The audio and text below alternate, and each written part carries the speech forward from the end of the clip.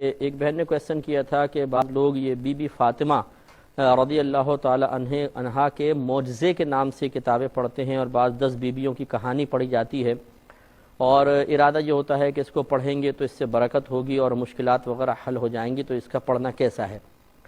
تو یہ ہم آپ کی خدمت میں عرض کر رہے تھے کہ پہلی بات یہ ہے کہ جو اس قسم کے کتابچے لکھے گئے ہیں اس میں کسی کو انکار نہیں ہو سکتا کہ کسی صاحب علم شخص نے نہیں لکھے ہیں،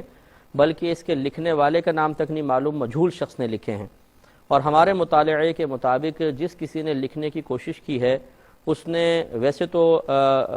خاندان رسالت کی عزت اور عظمت بڑھانے کی کوشش کی ہے، لیکن معاملہ یہ ہوتا ہے کہ جب کسی غیر عالم کے ہاتھ میں قلم آ جائے تو وہ اچھے قصد و ارادے سے بھی کام کرے تو بسا اوقات الٹا ہی کام کر دیتا ہے، جس کو یوں کہا جائے کہ نادان دوست سے دانا دشمن بہتر ہے، ایسا ہو جاتا ہے۔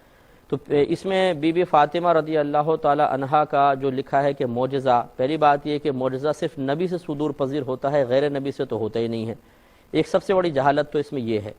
دوسری بات یہ کہ جا بجا اس میں ایسی چیزیں ہیں کہ جن پر اگر غور و تفکر کیا جائے تو خاندان رسالت کی عظمت کے بالکل منافی چیزیں ہیں، جس کو پڑھ کر یقینی سی بات ہے کہ ایک شخص کا ایمان متزلزل ہو سکتا ہے۔ اس میں بہت ساری بے ادبیاں نادانستہ یا دانستہ طور پہ کسی نے لکھ دی ہیں، تو ہماری گزارش یہ ہے کہ اس قسم کے کتابچے جن کے لکھنے والے کا پتہ نہیں اور علمی لحاظ سے اونچ نیچ بھی لوگوں کو معلوم نہیں ہوتی ہے، تو وہ عقیدت کے اندر ایسی باتیں پڑھ دیتے ہیں جو خود عقیدت کے خلاف ہوتی ہیں، تو اس سے بہتر ہے کہ ان کو ترک کیا جائے اور قرآن عظیم پڑھا جائے۔ قرآن عظیم ایک ایسی کتاب ہے جس میں شک کی کوئی گنجائش نہیں ہے۔ اگر آپ کو مشکلات کا حل چاہیے، آپ کو برکت چاہیے، آپ گھر میں قرآن مجید پڑھیں اور پڑھنے کے بعد اللہ تبارک و تعالیٰ کی بارگاہ میں دعا کریں، انشاءاللہ دیکھیں آپ کی مشکلات کیسے حل ہوتی ہیں۔ تو اس قسم کے کتابچوں کو ہرگز نہ پڑھا جائے۔ ان میں نے جیسے کہ آپ کو عرض کیا کہ بہت ساری ایسی باتیں لکھی ہیں کہ جو خاندان رسالت کی عظمت کے بالکل خلاف باتیں ہیں،